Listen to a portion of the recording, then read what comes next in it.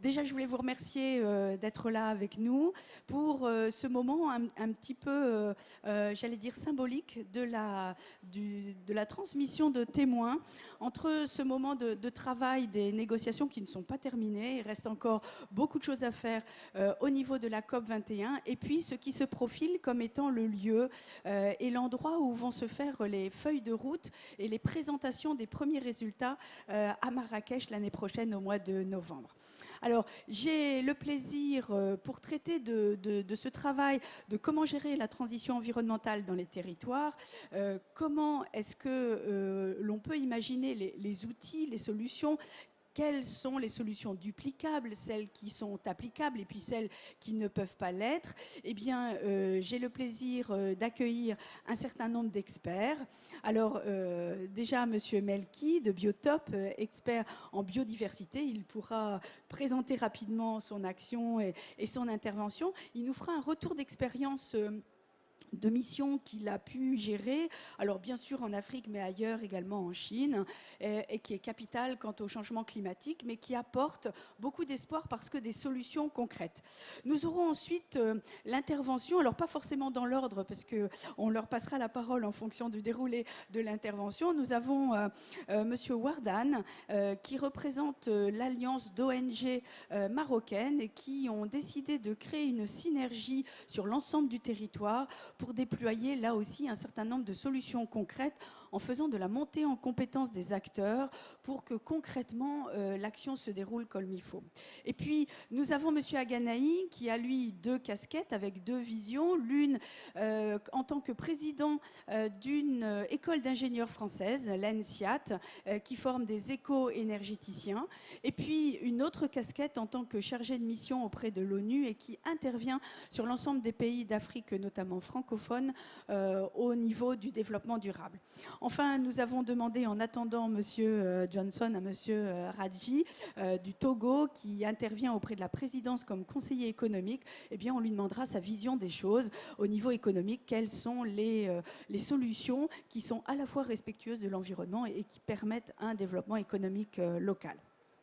Alors déjà, pour introduire le propos et puis pour passer la parole, je la passerai peut-être en premier à Monsieur Aganaï, qui a une vision un petit peu globale. Peut-être la première question qu'on peut se poser dans cette transférabilité des compétences face au changement climatique dans les territoires, lorsque vous avez rencontré l'ensemble des chefs d'État au pouvoir ou dans l'opposition, il faut le préciser, quelles sont leurs visions aujourd'hui de ces enjeux du climat, comment ils voient les choses et comment ils voient l'Afrique dans 10 ans. Merci beaucoup, Armel, de me donner la parole. Oui, l'Afrique est devenue une opportunité et c'est ce message qui est porté par l'ensemble des gouvernants dans nos pays. C'est comment profiter de cette opportunité et ne pas rater le coach qu'offre le développement durable. Et donc, ce développement durable a trois piliers publics qu'on connaît, l'environnement, le social et l'économique. Mais en fait, il y a le quatrième pilier sur lequel je travaille, qui est la gouvernance. Et ce quatrième pilier de développement durable est devenu aussi une préoccupation majeure parce que ça entraîne la démocratie, les libertés, les droits des hommes, la bonne gestion des biens communs. Concernant le développement durable, il y a quelques années, j'avais fait une conférence en disant que c'est la nouvelle idéologie face au libéralisme et face au socialisme. Le développement durable deviendra à terme une idéologie politique. Et je suis heureux de voir que depuis le mois de septembre, les objectifs du millénaire pour le développement sont devenus des objectifs du développement durable qui s'imposent à tous les États. Donc, les axes politiques qu'on va choisir sont obligés de prendre en compte les préoccupations de ce développement durable. Et cela offre une opportunité pour l'Afrique. Et nous sommes dans cette démarche de transfert aujourd'hui des compétences, puisqu'il y a 12 ans, j'ai créé cette école d'ingénieurs dans les domaines de l'énergie au service du développement durable en France. Et aujourd'hui, j'amorce le transfert des savoirs, des savoir-faire et des savoir-être nécessaires pour que l'Afrique aussi ait les hommes pour porter ce projet, pour porter ce changement qui est mondial. Voilà en quelques mots ce que je peux dire. Alors, peut-être que la prochaine question est pour Monsieur Melki. Peut-être en 2 mots vous présenter, dire quelle est votre action et concrètement face.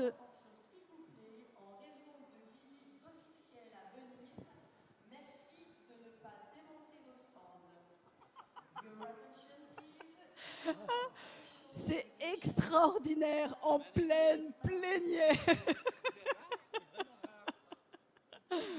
Écoutez, en tout cas, changement climatique ou pas, l'humour restera toujours au centre de nos préoccupations. Monsieur Melki, donc à vous. Je disais que peut-être en 2 mots présentés de Biotope, votre intervention, le retour d'expérience, on peut être confiant sur les possibilités de l'ensemble des territoires aujourd'hui à faire face au changement climatique, notamment parce qu'un certain nombre de solutions se profilent. Alors je vous propose de nous en dire 2 mots et puis après vous être présenté bien sûr. Bonjour à tous, donc je m'appelle Frédéric Melki et je suis le fondateur et président d'une entreprise d'ingénierie environnementale qui s'appelle Biotope, qui existe depuis 23 ans, qui a été créée donc dans le sud de la France au départ, à Montpellier, avec 4 personnes, 4 fondateurs en 1993. Et aujourd'hui, c'est une entreprise qui compte 250 personnes, qui a une vingtaine d'établissements, une quinzaine dans l'ensemble de la France, 3 dans l'outre-mer français et 3 filiales internationales. Actuellement, une au Maroc, une à Madagascar et une en Chine, à Pékin, et 3 autres filiales en préparation, donc 2 en Afrique, donc une à Conakry en Guinée, une au Gabon à Libreville et une en Belgique. Voilà, donc c'est un métier qui a été fondé il y a une vingtaine d'années et j'ai participé à cette fondation. Et alors, qu'est-ce que c'est que l'ingénierie écologique? C'est quand même important parce que ce n'est pas forcément très connu comme métier. En fait, ce sont des experts. Il faut comprendre que lorsque l'on va parler d'environnement, et notamment de l'interface environnement-aménagement du territoire, on a différentes sphères d'acteurs. Je pense que monsieur en parlera très bien, qui sont l'État, les collectivités, qui sont les entreprises qui font de l'aménagement du territoire, qui sont les ONG, plus ou moins militantes, qui militent et qui poussent pour la prise en compte environnementale, et qui sont les scientifiques, qui élaborent des programmes scientifiques et la science académique. Et donc il y a une vingtaine d'années, j'ai créé cette entreprise parce que je me suis dit qu'il manquait au milieu de ce cercle, il manquait des experts, il manquait un groupe de personnes qui soient à la fois compétentes et indépendantes et qui partagent une certaine éthique et une certaine déontologie. Donc j'ai créé donc cette entreprise, c'est la raison pour laquelle c'est effectivement une entreprise dont le capital appartient à ses salariés d'ailleurs, et qui vise à objectiver les questions écologiques et environnementales. On a besoin, la société, que ce soit la société civile ou les décideurs, ont besoin de s'appuyer sur des diagnostics sérieux et sur des diagnostics fiables.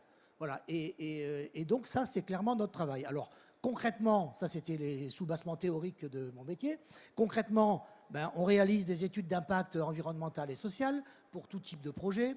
On fait du conseil stratégique aux différentes collectivités ou gouvernements, de l'aide à la gouvernance. On travaille aussi sur la gestion et la restauration de la nature, que ce soit des aires protégées, donc en gros des zones à très haute valeur ajoutée écologique, mais aussi des zones extrêmement dégradées sur lesquelles on travaille pour améliorer leur fonction écologique, qu'elles participent à la résilience de la Terre, notamment face au changement climatique. Et puis donc tout ça est basé sur une pratique ancienne de la concertation, la médiation, et pour couronner le tout, donc de l'édition, de la communication et de la formation. Est-ce que peut-être vous pourriez nous dire d'un mot, face justement à ces situations d'espace dégradé, y a-t-il des solutions? Et si oui, est-ce que ces solutions sont transférables? Et comment peut se faire cette transition environnementale dans les territoires? Et quelles sont les solutions qui peuvent être apportées concrètement? Donc moi, je fais partie des gens plutôt optimistes. Je suis convaincu que les solutions existent, même si ce n'est pas simple, même s'il y a beaucoup de travail. Et notamment, on va dire, il y a deux grands axes. Il y a un axe qui va porter principalement sur la réduction des impacts, notamment des émissions à gaz à effet de serre pour le climat. Ça, c'est un des axes qui est très porté, notamment au travers de manifestations comme la COP21. Et il y a un autre axe qui, à mon avis, est tout aussi important, je dirais même qui est plus urgent parce que c'est une action que l'on peut mener tout de suite, c'est l'axe sur la biodiversité, les milieux naturels et l'amélioration de ce que j'appelle la résilience de la Terre. La Terre est capable d'absorber, on va dire, les excès, enfin, on va dire, les conséquences de nos excès en partie, mais encore faut-il que la Terre soit en bon état.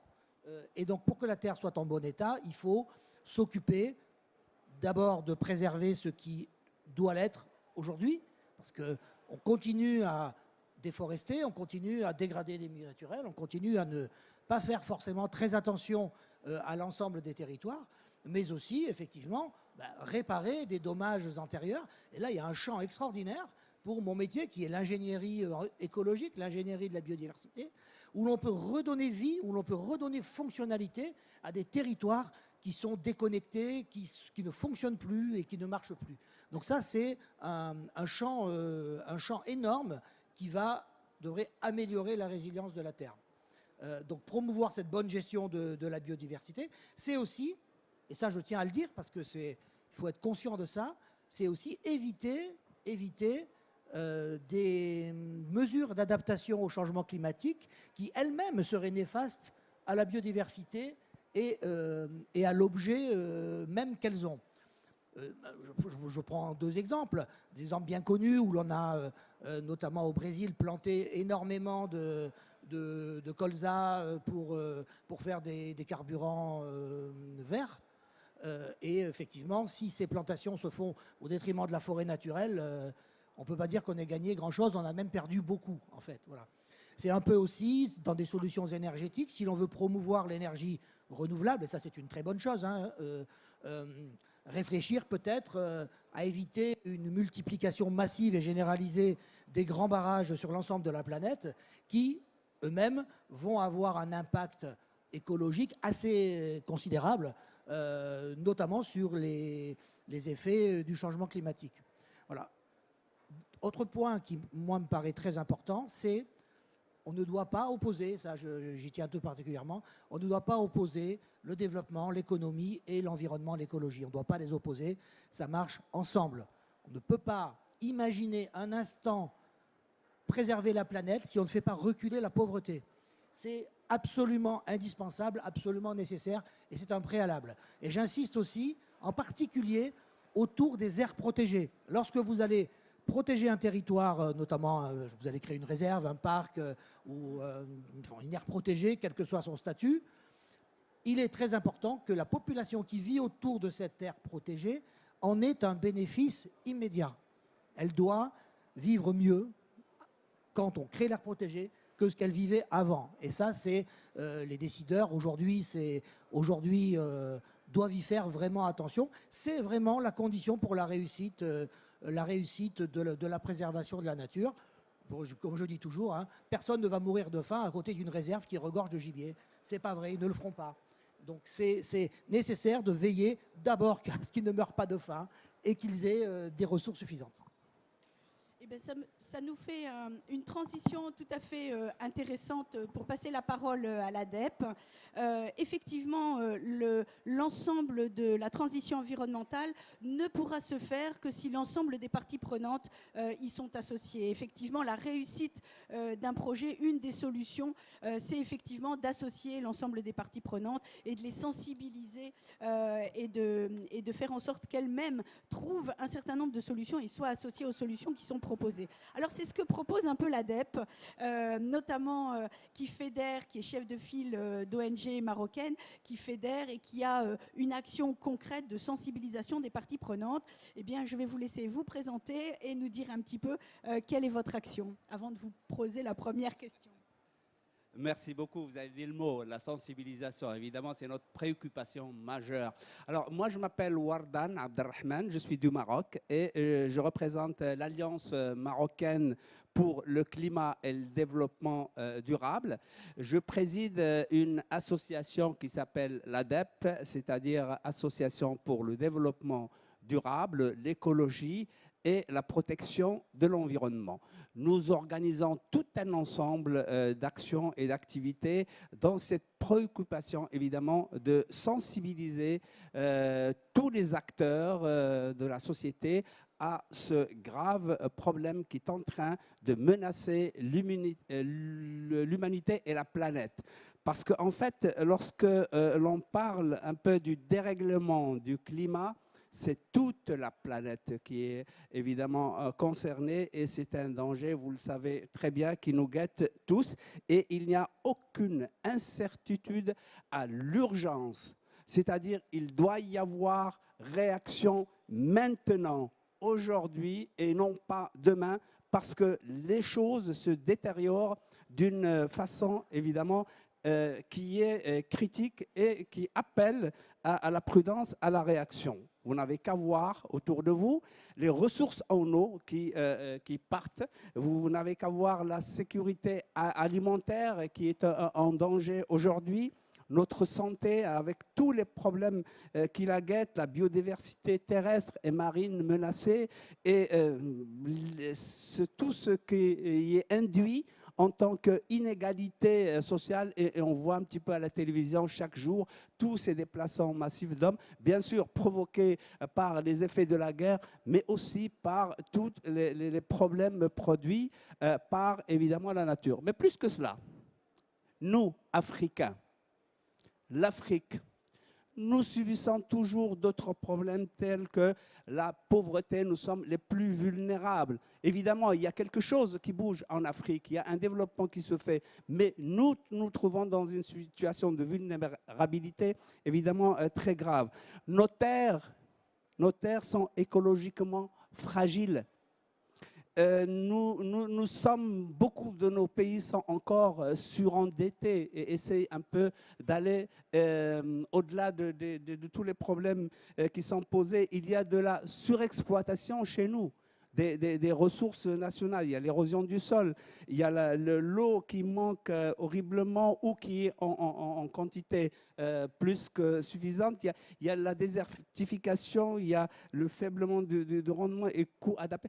Et tout cela, nous avons en face de nous une société développée qui a pu évidemment réaliser énormément de bonnes choses, mais qui est responsable de 78% de l'émission de gaz à effet de serre.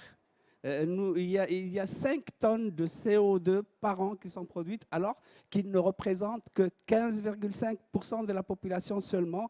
Et la dette écologique est évidemment très lourde vis-à-vis, évidemment, des pays sous-développés. Et là, heureusement, bon, il y a cette rencontre ici qui pose un petit peu tous ces problèmes et qui essaie de voir comment est-ce qu'on pourrait gérer ensemble la transition environnementale dans nos territoires et qui est accrue par le problème du changement climatique. Et l'on attend le résultat de toutes ces négociations qui se font et j'espère qu'ils vont avoir un aboutissement heureux. Maintenant, comment gérer ces problèmes et comment gérer cette situation, c'est la question qui est posée dans le cadre, évidemment, de cette rencontre. Moi, je dirais qu'il est important d'essayer, pour être positif, de transformer un peu les risques politiques en plutôt opportunité et essayer de changer le modèle de développement durable, à commencer par l'approche écosystème Il faudrait qu'il y ait une nouvelle approche de cet écosystème, je pense. Et je pense qu'il faut un peu intégrer le changement climatique dans nos politiques de développement. Et c'est là, le problème est là, il est posé. Bon, on ne peut rien changer à ce qui est fait maintenant, le mal est là, mais il faut essayer de nous adapter et dans nos stratégies et dans nos politiques, il faudrait absolument essayer d'intégrer ce changement et d'avoir une politique qui est adaptée à cela. En plus, il y a besoin d'une gestion, je pense, intégrée, c'est-à-dire les ressources en eau, d'énergie, d'aménagement du territoire, de la biodiversité. Je pense que pour le Maroc, déjà, il y a un engagement qui est fait aujourd'hui très fort en ce qui concerne les énergies renouvelables. Et il y a tout un effort qui est fait. Et évidemment, les autres pays d'Afrique, beaucoup déjà aussi sont lancés dans ce domaine-là et qui suivent parce qu'il y a certainement une solution dans l'adaptation et l'adoption de l'efficacité énergétique et du recours aux énergies renouvelables. Je pense que si on peut tendre à aller vers le maximum, je dirais 80% de recours à l'énergie renouvelable plutôt que l'énergie fossile, il y aura déjà une bonne voie qui est engagée dans la transition. Et je pense qu'il faut quand même avoir un filet de sécurité concernant les pauvres. Il faut prévoir un peu la récupération de tous ces marginalisés et de tous ceux qui subissent évidemment l'effet de cette transition. Parce que la transition aura certainement des effets sur des couches sociales et aussi repenser la politique mondiale de la mobilité. Vous voyez qu'en fait, beaucoup de problèmes, mais des solutions à venir, ben c'est à nous de nous mettre ensemble et sans plus faire la différence entre Sud et Nord pour essayer de résoudre ces problèmes. Voilà.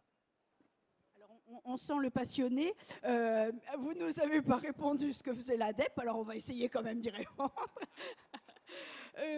Effectivement, mais par contre, vous avez ouvert le champ d'un certain nombre de constats quant à une nécessité de prendre en compte, une fois de plus, les parties prenantes et les habitants. On disait aussi que les solutions n'étaient pas forcément toujours venant du Nord, mais qu'il y avait des solutions endogènes qu'il fallait valoriser. Alors peut-être on va passer la parole à Monsieur Radji. Merci d'être là en attendant Monsieur, Son Excellence André Johnson. Voilà. J'espère qu'il nous rejoindra. Peut-être vous pouvez nous dire d'un mot quelles sont les stratégies au Togo et quelles sont les visions, parce qu'on a entendu un petit peu au Maroc, sous l'impulsion de Sa Majesté, il y a un fort engagement du Royaume dans le développement durable et autour de l'amélioration énergétique, entre autres. Au niveau du Togo, je sais aussi qu'il y a beaucoup de mobilité sur ce sujet. Est-ce que vous pouvez nous en dire un mot? Je remercie Armel de votre question. Je vais tenter de répondre à la place du ministre, mais vraiment avec les modestes moyens dont je dispose. Mais je dis ça en souriant parce que la question du développement durable, c'est quelque chose dont je m'occupe depuis une quinzaine d'années dans mon pays. Donc ce que je voudrais dire d'abord, c'est qu'on a la chance d'avoir un président jeune, qui est donc un homme de développement durable. Et pour vous donner l'illustration de son état d'esprit par rapport à cette question, à une rencontre qui était organisée par la Banque mondiale à la COP21 la dernière fois, il a eu une réaction que j'ai trouvée excellente, que je voudrais citer à l'auditoire ici. On lui parlait de la question du financement que la Banque mondiale proposait pour accompagner les pays africains, et dont le Togo, puisque la Banque mondiale a une représentation au Togo. Et mon chef d'État a eu cette réponse que j'ai trouvée excellente, de dire, plutôt que de financer des routes qui seront absorbées par l'océan, il préfère qu'on trouve une solution contre l'érosion côtière avant de faire les routes. Donc il a eu cette réponse publique qui a paru assez choquante, mais je trouve que c'est ça, en fait, l'originalité de ce que veut faire l'Afrique. On ne veut plus se contenter d'avoir des financements ou des projets qui nous descendent de on ne sait où. On veut partir des projets qui ont un ancrage local, qui ont un ancrage national. Donc c'est vraiment le propos que je voulais tenir pour résumer un peu l'approche du Togo. C'est un pays qui a cette configuration longitudinale. Je dis souvent que le Togo est un pays assis sur la mer. Dans ce sens où, quand vous voyez la géographie du Togo, c'est un pays en longueur et c'est la mer qui est vraiment un de ses potentiels les plus importants. Donc, ce n'est pas par hasard le fait que le chef d'État ait parlé de la mer. Il sait très bien que si on ne règle pas le problème de l'érosion côtière pour tous les pays africains, c'est comme si on bricolait la question du développement. Les pays africains se développent par les côtes. C'est l'histoire qui nous a fait comme ça. Et si on ne se préoccupe pas de ces problèmes d'érosion côtière, on se trompe même de stratégie de développement. Le deuxième aspect que je voudrais relever en ce qui concerne l'approche du Togo, c'est qu'on essaye d'instiller, de distiller même dans les programmes politiques, dans les programmes de développement, un certain nombre d'exigences de développement durable. Et je vais donner un exemple pour illustrer mon propos. Dans le travail qu'on avait fait avec M. Aganaï pour le chef de l'État, on avait suggéré que sur toutes les routes qui seront faites au Togo désormais, on mette en place une stratégie qu'on appelle de un arbre et une lampe solaire. Donc, on espère que dans les années qui viennent, au bord de toutes les routes togolaises, on verra s'illustrer, se concrétiser cette approche pragmatique dans le sens où c'est un moyen qui permet de faire travailler les populations locales pour la mise en place de cette pépinière d'arbres qu'il va falloir planter. Et puis, c'est aussi une façon de faire partager par tout le pays cette espèce d'adhésion progressive, de citoyenneté écologique. Parce que quand on met en place ce genre de projet, ça amène à expliquer aux populations en quoi c'est important pour eux de se préoccuper de cette question climatique, de cette question de résistance au changement climatique. Mais c'est aussi une façon pour un pays comme le mien qui a peut-être 0,05% de l'émission de gaz, de dire, même si aujourd'hui on n'est pas concerné en tant que tel par cette problématique, on se charge d'être à l'avant-garde. Et comme le disait d'ailleurs le chef de l'État à la réunion de la Banque mondiale que je citais, il est très important que même les pays qui sont faiblement concernés soient les plus exigeants dans cette approche. Parce que si on considère que c'est seulement les pays responsables, coupables, qui ont la dette écologique, qui doivent régler le problème du changement climatique, on se trompe d'approche. Il faut que ce soit quelque chose qui soit un peu à la fois vertical et transversal, que tous les pays se sentent concernés et à l'intérieur de chaque pays, on aille vers les populations les plus locales. Et pour finir mon propos, je vais donner 2 illustrations de projets concrets qui montrent que le Togo est vraiment en pointe en matière de développement durable. On travaille au Togo sur une approche de ce que j'appellerais un espèce de Green Pack, un projet de zone France verte où on propose, et ça rejoint un peu la problématique de la coopération sud-sud et nord-sud dont vous parlez, on se propose d'avoir un cadre institutionnel qu'on présenterait à tous les acteurs qu'on a ici, par exemple comme exposants, pour que quand ils viennent travailler au Togo, ils aient un seul guichet. Ils ont un guichet unique où on peut les accueillir pour les accompagner pour créer leur société, mettre en place les entreprises pour pouvoir travailler avec les interlocuteurs qu'on les aiderait à identifier, les accompagner dans le développement, trouver du financement, puisqu'il y a pas mal de financements mondiaux qui sont là, mais le secteur privé a du mal à y accéder. Donc l'idée du Togo, l'originalité, c'est de trouver une façon de capter ce financement et de les proposer aux partenaires techniques pour que le transfert de technologie ne reste plus quelque chose de théorique, mais que ça soit réellement dans les faits. Et cette structure auquel on réfléchit au Togo vise en fait à être une structure pionnière qui serait soutenue par le SABER, qui est aussi une espèce d'incubateur pour les projets en matière de développement durable. Le deuxième exemple que je voudrais donner, ça concerne tout ce qui touche le problème de l'appauvrissement des sols. Et cette question-là, elle est très importante au Togo parce que mon pays est d'abord un pays agricole. Voilà, je suis un enfant et un arrière-petit-enfant de paysans. Donc c'est quelque chose qui me touche beaucoup. Cette question de l'appauvrissement des sols, ça peut paraître aujourd'hui comme un peu banal en Occident parce qu'on a déjà dépassé cette phase-là de réflexion. Mais en fait, en Afrique, les personnes en milieu ruraux, ils n'ont que leur terre. Le seul bien dont ils disposent pour vivre et se projeter dans le temps, c'est la terre. Donc, si on ne se préoccupe pas dès maintenant de cette question de l'appauvrissement des sols, ce sont des réfugiés et des immigrés futurs. Parce que quand ils n'auront plus leur sol pour vivre, ils iront chercher ailleurs de quoi vivre. Donc cette question-là, c'est vraiment au cœur de la stratégie africaine en ce qui concerne le développement durable, parce que c'est une façon, en réglant ce problème de l'appauvrissement des sols, de les enraciner sur le sol, et c'est quelque chose qui est très important dans la culture africaine, l'enracinement par rapport au sol. C'est vraiment un élément important de ce qu'est l'Africain, d'être attaché à son sol. Donc toucher à cette question de l'appauvrissement des sols, c'est vraiment répondre à une exigence forte en matière de développement durable pour les Africains. Donc je donne ces 2 exemples-là d'un projet de dimension internationale avec la zone France verte et le projet qui touche n'importe quel Togolais de la base pour montrer à quel point au Togo on est très ambitieux en ce qui concerne cette question de développement durable et de résistance au changement climatique, mais aussi très pragmatique, parce que notre chef d'État est un homme de terrain. C'est quelqu'un qui lit beaucoup, qui s'est cultivé beaucoup en matière de développement durable. Je ne le dis pas pour vanter son mérite, c'est parce que je sais que ce n'est pas facile aujourd'hui de s'intéresser aux questions de développement durable, mais lui, il est très pointu là-dessus, et je vous dis, quand il a fait son coup d'éclat à la réunion de la Banque mondiale, même les gens de la Banque mondiale s'intéressent maintenant à régler le problème de l'érosion côtière au Togo. Voilà, et je vous remercie. Écoutez, voilà encore un autre homme de passion. Voilà, on peut saluer cette passion et la défense du Togo. Peut-être, Monsieur Aganaï, à nouveau pour vous, la question de la compétence. Je pense que on vient de le voir, c'est parce qu'il y a un travail avec l'ensemble des parties prenantes, une sensibilisation du plus grand nombre, un ancrage au niveau local. Quelles compétences sont nécessaires aujourd'hui et auprès de qui pour qu'il y ait une vraie transférabilité justement des savoir-faire pour que dans les territoires, le changement climatique trouve un certain nombre de solutions. Merci beaucoup. Quand on parle de compétences, moi je distinguerai 3 catégories.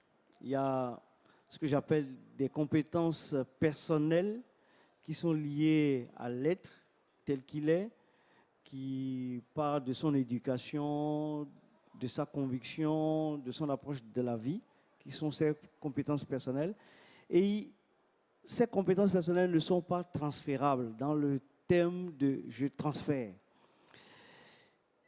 Les compétences qu'on pourrait envisager à transférer, c'est des compétences génériques qui sont liées à son éducation. Et dans son éducation, il y a des compétences spécifiques qui font de l'individu un expert de son domaine d'activité.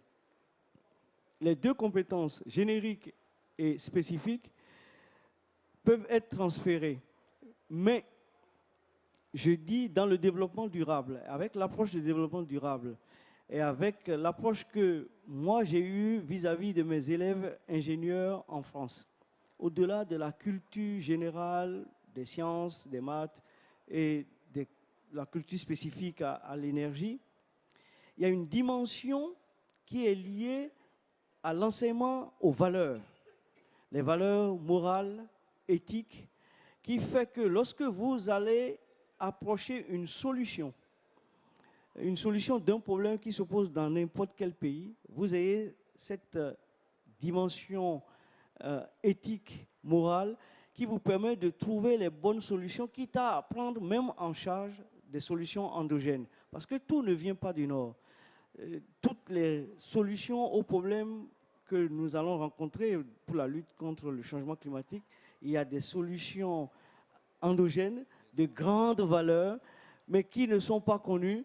Et nous insistons pour qu'on commence par regarder localement qu'est-ce qu'on fait, comment on résout tel problème localement, avant de transférer des compétences spécifiques, génériques, pour en faire des ingénieurs, des techniciens. D'autre part, l'enseignement d'ingénieurs qui vise à trouver, c'est dans ingénieur, le mot génie, c'est celui qui imagine des solutions, qui va calculer. Ce que l'INSEAD envisage, c'est des formations pragmatiques, quitte à former des assistants ingénieurs en grand nombre, qui savent, lorsque les programmes, les projets, les innovations sont importés, seront les mettre en œuvre concrètement dans le climat local. Donc il faut des gens pragmatiques qui ont la connaissance, le savoir-faire, mais qui sauront être pragmatiques s'il faut aller chercher un bout de fil de fer, je veux dire, pour attacher un équipement, qu'on ne soit pas là à entendre que la soudure arrive de l'étranger avec les pompes. Voilà, en quelques mots, notre vision. Peut-être du coup, voilà, vous avez des fans voilà, qui vous suivent dans cette approche.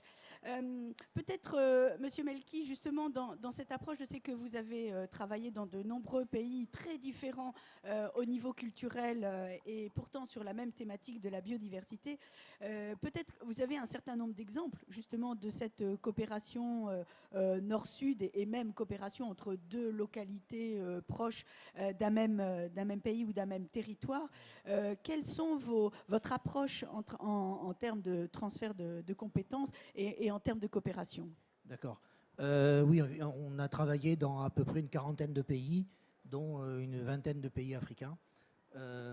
Je souscris totalement à ce qui vient d'être dit. Pour moi, les solutions, elles sont d'abord locales. Il y a quelque chose qu'on dit assez peu, c'est que en Europe, il y a une quinzaine d'années, tout le monde, ou une vingtaine d'années, à peu près tout le monde avait un téléphone chez lui, branché à un réseau, avec des fils, avec des câbles, etc. À la même époque, en Afrique, il y avait très peu de monde qui avait un téléphone. Et les Africains ont eu le génie, je dis bien le génie, de passer directement à la technologie du siècle suivant, sans passer par les technologies vieillissantes de l'Europe. Et ça, je trouve que c'est emblématique et c'est un signe. Et c'est comme ça qu'il va falloir faire sur l'énergie, c'est comme ça qu'il va falloir faire sur la protection de la biodiversité, c'est-à-dire passer directement aux techniques du 21e siècle. Et je suis certain que l'Afrique est le meilleur continent, c'est le meilleur laboratoire d'expérimentation pour passer directement en shuntant les erreurs et les bêtises et presque les crimes qu'on a fait contre l'environnement en Europe.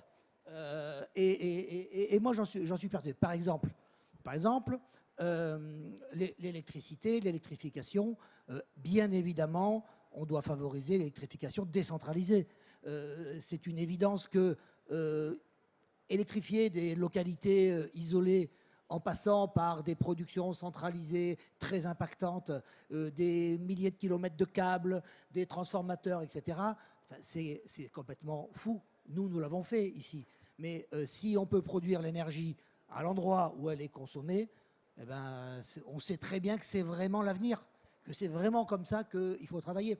Le changement climatique, un autre élément très simple, où j'ai travaillé régulièrement sur des choses très simples. Par exemple, la lutte contre les incendies. Des moyens pour la lutte contre les incendies. On se dit, bah oui, c'est rien du tout. Alors, ce n'est pas un grand concept, ce n'est pas hyper technologique, mais lorsque vous avez des feux de brousse qui ravagent des centaines de kilomètres, est-ce que vous croyez que ça n'émet pas des gaz à effet de serre par milliers de tonnes? Alors qu'il suffirait de circonscrire ces incendies, que les écobuages puissent être sécurisés, les écobuages agricoles qui sont faits, et on économiserait énormément d'émissions de gaz à effet de serre par des solutions simples, pragmatiques, et qui pourraient finalement servir partout ailleurs. C'était pas en Afrique, j'étais à Singapour il y a à peu près 3 mois, où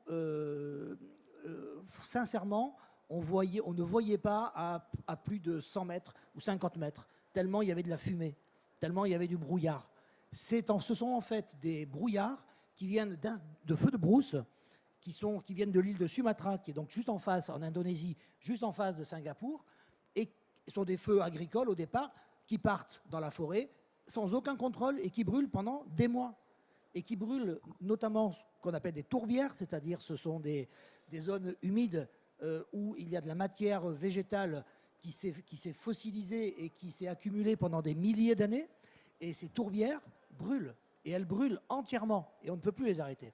Donc des solutions simples, oui, et moi je suis certain qu'en Afrique, il faudra aller vers ça. Autre sujet, ce sont les services écosystémiques, quelque chose qui pour moi est très important. La protection de la nature, ce n'est pas juste protéger l'oiseau rare ou la fleur protégée, c'est protéger des services. Protéger des services, les écosystèmes nous rendent des services et nous pouvons vivre grâce à ces écosystèmes. Je vais prendre 2 exemples. Le premier exemple, c'est le littoral. Je rejoins complètement ce que dit M. Radji. Un des impacts les plus importants, si ce n'est le plus important du réchauffement climatique dans les années à venir, ça va être l'érosion du littoral. liées à notamment la fonte des glaces et la montée du niveau de la mer. Or, aujourd'hui, nous avons déjà beaucoup d'érosion littorale. Or, la mer n'est pas encore vraiment montée. Et oui, il faut se dire que la mer, elle n'est pas montée. Elle est montée de quelques millimètres. C'est très peu. C'est très peu. Pourtant, l'érosion est massive. Alors, pourquoi l'érosion est massive? Il faut se poser des questions. C'est parce qu'on a créé d'autres dégradations sur le territoire qui sont importantes. On a, par exemple, coupé les grands fleuves. On a capté les sédiments dans les grands fleuves et on les a empêchés d'arriver à la mer. Libérons les sédiments. Laissons les sédiments arriver à la mer. C'est notre meilleure protection contre la mer. Autre chose, on a créé des zones dures en béton qui ont modifié les courants marins et créé des érosions massives en aval des courants. Si vous avez un courant, il vient buter contre une grosse zone dure en béton, le sable se dépose en amont, en aval, la mer, elle emporte la plage, elle emporte la route, elle emporte les habitations, elle emporte tout. Voilà, donc tout ça, c'est de la gestion de milieu, c'est de la connaissance, de l'ingénierie écologique, de l'ingénierie environnementale. C'est mon métier, en fait. Et en termes de transfert de compétences, je pense que ce sont ces compétences-là qu'il faut transférer dans les pays en créant des entreprises qui font ce métier-là et que ces entreprises soient un des acteurs, aux côtés de tous les autres acteurs dont j'ai parlé, pour mettre en musique, pour apporter des solutions techniques qui répondent aux choix politiques qui sont faits. Donc des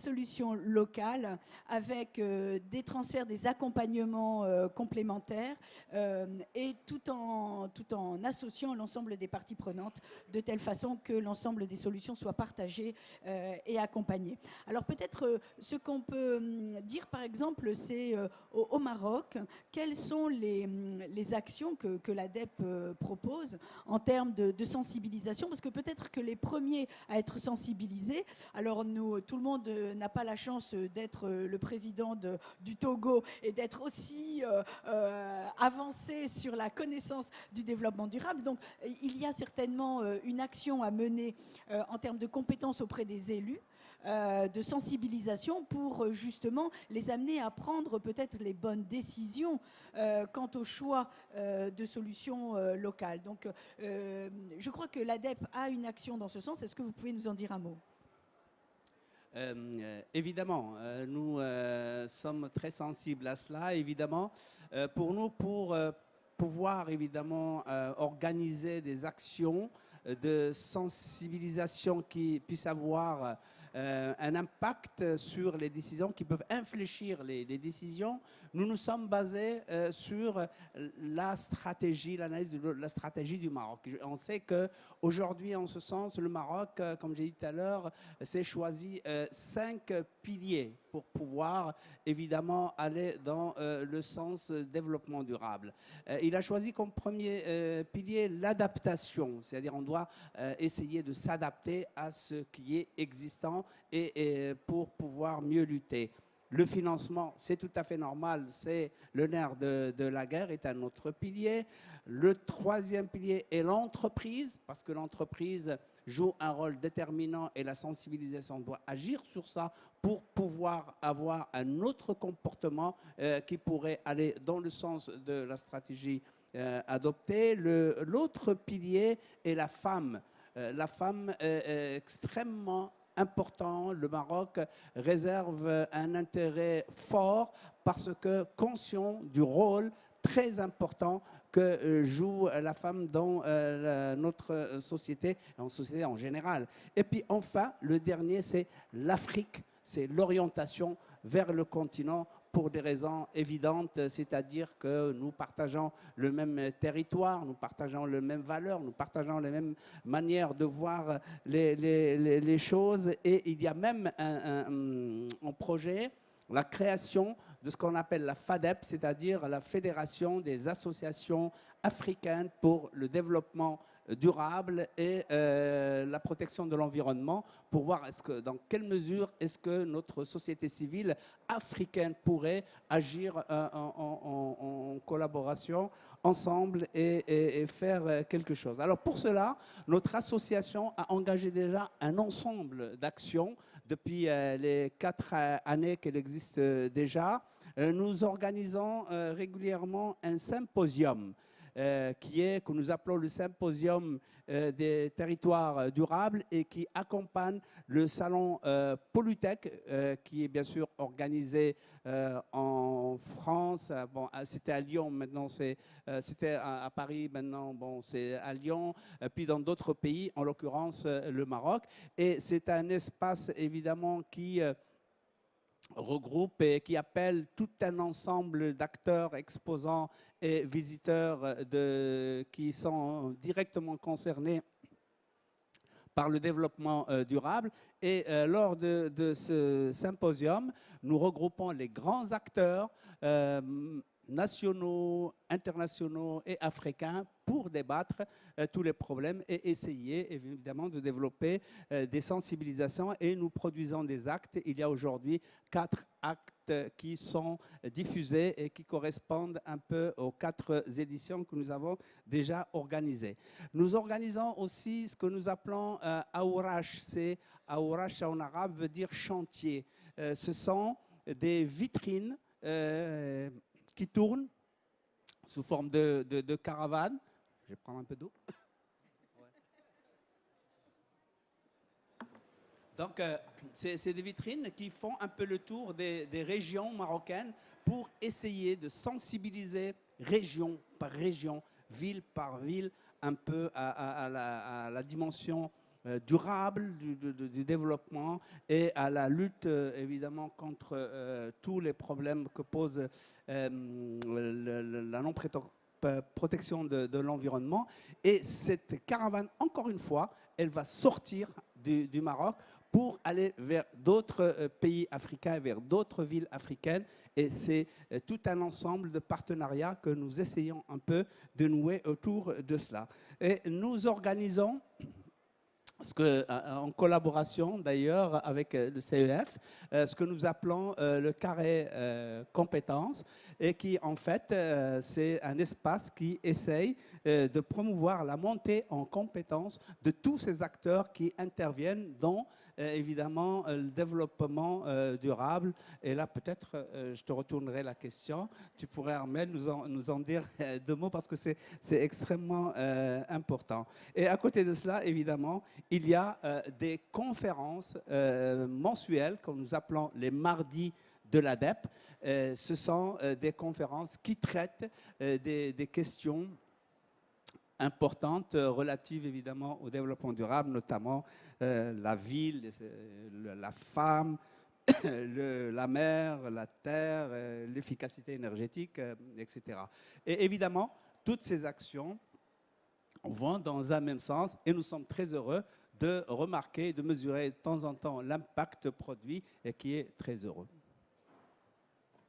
Effectivement, on se rend compte qu'il y a nécessité à sensibiliser l'ensemble des pouvoirs publics et la société civile pour qu'il y ait réellement une prise de conscience, et que ça soit tous ensemble, qu'il y ait une synergie en faveur de ces actions au niveau environnemental, biodiversité ou autre. Peut-être, Monsieur Aganaï, encore un mot. On arrive à cette fin de semaine avec des négociations qui peinent quand même à trouver leur chemin, puisque ce sont des négociations entre 1,5 et 3 degrés. Voilà. Chacun essaye de tirer le plus possible la couverture.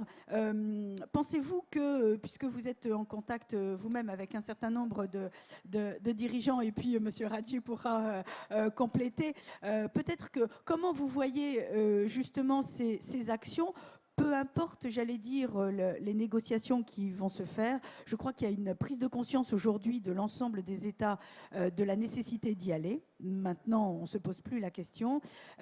Bientôt, et on fera la perspective de la COP22 au Maroc, de la feuille de route des États pour arriver à cette action. Alors, concrètement, est-ce que les dirigeants que vous rencontrez, y compris ceux du Togo ou d'ailleurs, puisque je sais que vous en rencontrez d'autres également, sont sensibilisés, et comment ils envisagent les coopérations entre pays pour pouvoir avancer? Merci Amel. la COP 21, quels que soient les résultats, a déjà sensibilisé la planète entière pour prendre conscience des problèmes qui se posent à cette planète. Et donc, la plupart des dirigeants sont aujourd'hui au courant. Et avec, comme je disais en septembre dernier, la mise en place des objectifs du développement durable pour tous les pays, personne ne peut aujourd'hui dire « je ne suis pas informé ». Mais, il y a un mais, qui est une bombe à retardement, qui est la prise de conscience des jeunes de ces problématiques. Et ce que je dis à tous les gouvernants que je peux rencontrer, si vous ne faites rien de pragmatique vers la jeunesse, dans 5 ans, vous allez tous partir. On a dans les universités jusqu'à, je prends le cas du Bénin, jusqu'à 100 000 jeunes. Et ces universités se trouvent la plupart du temps dans les capitales ou dans quelques régions. Donc, je prends le cas de Cotonou, on doit avoir au bas mot 70 000 jeunes entassés dans un espace et qui n'ont aucune projection de demain, de comment ils vont vivre. C'est une bombe et c'est mon hésitation vis-à-vis des pouvoirs publics de dire il faut arrêter peut-être de former à la culture générale, à l'enseignement qui coûte le moins cher. C'est ce qu'on m'a dit, hein, ça coûte moins cher d'avoir un prof, la craie, le tableau, que d'amener des équipements, former des gens pragmatiques qui vont aller résoudre les problèmes qui se posent à eux. Donc, ils sont sensibilisés. Moi, je continue mon plaidoyer et je dis, comme mot de fin, en même temps, la jeunesse dans le monde entier doit se saisir de cette opportunité pour embrasser les filières de formation qui aident à résoudre les problèmes dans son environnement et en même temps avoir un travail. S'ils restent dans un monde, je dirais, universitaire ou d'enseignement, ils vont aller dans la rue. Écoutez, je pense que la COP 21, quoi que l'on dise, a déjà apporté son lot de succès. Et je prends pour témoignage de ce succès le fait que la France, un pays de grande diplomatie, a utilisé cette astuce qui consiste à demander aux chefs d'État et de gouvernement d'être là au début, pour les prendre un peu à témoin du fait qu'ils ne peuvent pas se dérober de leurs responsabilités de manière assez inédite. Donc je trouve que cette approche-là déjà de la France permet de garantir un résultat à minima. Et comme le disaient beaucoup de chefs d'État africains, les difficultés concernant le changement climatique touchent beaucoup plus ceux qui n'en sont nullement responsables. C'est en fait ça l'enjeu de fond. Et le président Hollande l'a d'ailleurs compris quand il parlait d'aider à réparer l'injustice climatique. Donc, quel que soit le résultat de la COP 21, moi je peux vous dire une chose, les Africains ne lâcheront pas le morceau. On ne lâchera pas le morceau. On sait maintenant notre responsabilité par rapport au problème du climat. On sait ce en quoi on subit beaucoup jusqu'à présent.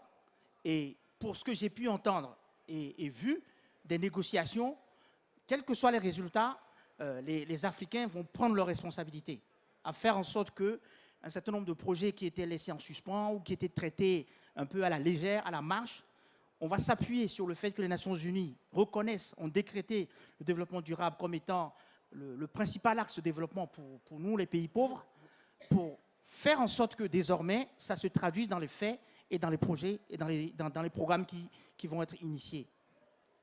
Là où je voudrais faire un pont avec ce que disait M. Aganaï, c'est que la question de la jeunesse sur le continent, ce n'est plus un sujet périphérique. Jusqu'à présent, quand on parlait des problèmes de nos jeunes, on ramenait ces problèmes-là au fait qu'il n'y avait pas d'abord l'éducation, il n'y avait pas d'alphabétisation, etc. Mon pays a l'honneur d'avoir un des meilleurs taux d'alphabétisation et d'éducation au monde. Au monde. Pas seulement en Afrique, au monde. On est à 95 ou 97%. Et pour un pays qui n'a pas de minerais, qui n'a pas des matières premières extraordinaires. Donc, l'enjeu aujourd'hui, c'est de dire, est-ce qu'on laisse tous ces jeunes-là terminer dans la Méditerranée, ce qui, à mon avis, a des limites, ou on leur propose des perspectives à travers le développement durable. Il se trouve, quand on parle de la question de développement durable, c'est un sujet où on peut créer de la valeur en partant de rien. On peut créer de la valeur en partant vraiment de rien. Et ça rejoint ce que je disais tout à l'heure sur la question de l'attachement des Africains à la terre. Donc, une des problématiques sur lesquelles on travaille, nous, au Togo, c'est de voir comment on peut utiliser la perspective de développement durable comme un levier d'emploi pour les jeunes. Et c'est très compliqué. Parce qu'une fois que les jeunes ont appris à vivre en milieu urbain, c'est difficile de leur dire qu'il faut retourner à la terre. C'est très difficile de leur dire qu'il faut retourner à la terre. Donc c'est ça, en fait, la vraie problématique concrète sur laquelle on travaille actuellement dans nos différents pays sous des formes diverses et variées. Si on y arrive à trouver des perspectives à ces jeunes-là, l'Europe n'aura plus à se plaindre d'immigration ou d'autres choses. Alors que tout le monde sait que les Européens ont été les plus grands migrants du monde. Aujourd'hui, que c'est eux qui doivent recevoir comme les autres ont reçu, ils trouvent le moyen de dire que c'est la pire des choses qui peut arriver à l'humanité. Bref, l'idée c'est qu'en fait, si on arrive à fixer nos jeunes en Afrique, c'est aussi une chance pour le monde. Et là-dessus, je voudrais donner une des idées qui, moi, m'obsède pour ma génération. On a vécu la colonisation comme étant quelque chose qui n'a pas été bien espié en tant que tel. Mais on sait aussi, en prenant l'exemple des mobiles, qu'on peut aujourd'hui décider nous-mêmes de notre sort et le concrétiser. Quand on a décidé de ne pas passer par le filaire pour aller à la téléphonie mobile, personne ne nous a empêché de le faire. Au contraire, ça a donné des opportunités que tout le monde a vues, etc. Donc je dis que dans la même approche, on peut décider demain que le développement durable, comme le disait M. Aganaï, c'est l'idéologie qui va nous permettre de sortir par le haut. Et ce que je dis, c'est que la responsabilité de l'Europe, et je dis bien de l'Europe, je ne parle pas de l'Amérique ou du Canada, la responsabilité de l'Europe, qui a une responsabilité vis-à-vis de l'Afrique, c'est de veiller à ce que cette conversion-là ait lieu, qu'elle ait vraiment lieu avec ou sans COP. Et je le dis par rapport aussi à la COP 22. Si on fait le bilan à la COP 22, que l'Europe n'a pas su aider l'Afrique par rapport au développement durable, alors moi je dis, toutes les stratégies seront possibles. Toutes les stratégies seront possibles. Et quand je parle de ça, je veux attirer l'attention de tout le monde sur le fait que Boko Haram en Afrique, c'est la pauvreté qu'il a créée. Ce n'est pas autre chose. Boko Haram, c'est la pauvreté qu'il a créée. Ce n'est pas autre chose. Le fait que les gens immigrent, c'est la pauvreté qu'il a créée. Donc la plupart de ces problèmes-là qui touchent le monde aujourd'hui sont des problèmes où l'Europe peut être une solution. Il suffit qu'on accepte de mettre les choses en place comme il faut. Quand je vois que dans le cadre de la COP 21, et ça c'est quelque chose vraiment dont je voudrais parler ici, les chefs d'État africains se réunissent pour parler d'énergie renouvelable. On leur a trouvé 2 milliards. La Turquie, par des moyens que je ne comprends pas, en essayant de mettre la pression un peu sur l'Europe, récupère 3 milliards par rapport aux questions d'immigration. Donc, il y a une façon de traiter les choses qu'il faut revoir de ce côté-là. Et je le dis parce que c'est ce que ma génération veut dire aujourd'hui au monde. On ne peut pas assister comme ça à des traitements aussi bizarres, pour ne pas dire un autre terme. On ne peut plus continuer à assister à ça. Alors voilà, la passion exprimée. Je pense effectivement que l'un des piliers de la COP22 va être, comme l'a dit M. Wardan, les aspects de financement, puisque c'est le nerf de la guerre et qu'on ne peut pas demander à la fois des efforts et en même temps de ne pas avoir de moyens. Donc effectivement, il y a un travail. On voit aussi que tout repose à la fois, bien sûr, sur des problématiques techniques, mais sur des problématiques humaines. On le voit au travers des jeunes, on le voit au travers des opportunités, on le voit au travers d'un ensemble d'environnements. Alors peut-être qu'on peut donner quelques mots à M. Melki en témoin justement de ce partage de compétences et puis de ces opportunités qui peuvent partir de rien, comme dit M. Radji. Oui, merci. Je souscris parfaitement à ce que vient de dire M. Radji. Exactement là où j'allais en venir, la question des financements. Et il y a quelque chose qui n'a pas encore été dit, c'est un principe qui est le principe du droit de l'environnement en France, c'est le principe pollueur-payeur. Et c'est un principe essentiel et on doit le faire appliquer.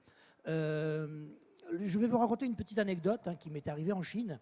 Donc ça, j'essaie un peu de faire partager un peu des expériences un petit peu internationales, où je parlais avec un responsable d'une très grosse entreprise chinoise d'aménagement qui travaille dans le monde entier, qui fait de l'aménagement dans le monde entier. Voilà. Et il faut savoir que nous avons une agence à Pékin et que voilà, j'allais le voir pour discuter d'opportunités communes. Et je lui dis, mais monsieur, vous travaillez beaucoup en Afrique et j'imagine que vous avez besoin d'expertise environnementale, que l'on puisse éventuellement vous aider parce qu'on peut être un bon intermédiaire, parce que nous connaissons bien l'Afrique et nous avons aussi un bureau à Pékin, donc on peut servir de lien pour vous aider à prendre en compte les problématiques développement durable et environnement dans ce que vous faites en Afrique. Et d'ailleurs aussi en Chine. Et il me répond une chose qui m'a vraiment choqué, je le dis clairement, choqué carrément. Et il me répond, on va avoir besoin de vous en Chine parce que le gouvernement il a décidé de mettre le paquet sur l'environnement et sur ces sujets-là, et puis il commence un peu à nous casser les pieds, quoi. Mais en Afrique, non, c'est pas la peine, ils nous demandent rien. Et moi, j'étais abasourdi et je me suis dit, mais il faut demander, il faut exiger. C'est tout à fait anormal que l'on puisse aménager, que l'on puisse venir faire des profits dans un continent, dans un pays, que l'on puisse venir extraire les ressources minières, que l'on puisse venir récupérer des ressources agricoles, que l'on puisse faire ça sans rien laisser, en laissant une terre dévastée. Enfin, c'est inacceptable. Et aujourd'hui, c'est pour ça que le sujet de la gouvernance est très important. Et d'ailleurs, c'est une des choses que l'on a faites, par exemple, au Gabon, c'est travailler dans un programme d'aide à la gouvernance pour mettre en place des processus d'études d'impact environnemental, des processus de compensation écologique pour que les règles soient claires et soient les mêmes pour tous, de quelque endroit que l'on vienne. Lorsque l'on vient aménager, reprendre des ressources minières, etc., on se doit de respecter effectivement le territoire, de compenser les dégâts que l'on fait, d'abord d'en faire le moins possible, c'est déjà un bon début, et ensuite de compenser. Donc ce sont ces processus qui ensuite permettront de financer la protection de la nature, permettront de financer la restauration du territoire, lutter contre l'érosion locale, etc. Il y a une source de financement évidente qui est la compensation écologique, je dis bien ça, qui est dans des processus où aujourd'hui on a des standards internationaux qui existent, on a un recul méthodologique assez important et on peut le mettre en place très rapidement. Il n'est pas normal que ce soit collectivités, que ce soit les États, et en particulier les collectivités et les États pauvres, qui réparent les dégâts qui sont faits par des grands groupes internationaux. C'est tout à fait inadmissible. Voilà, en tout cas, moi, c'est ma manière de voir les choses. Mais voilà des pistes tout à fait intéressantes et des contributions qui certainement vont donner un certain nombre d'idées à l'ensemble des pays.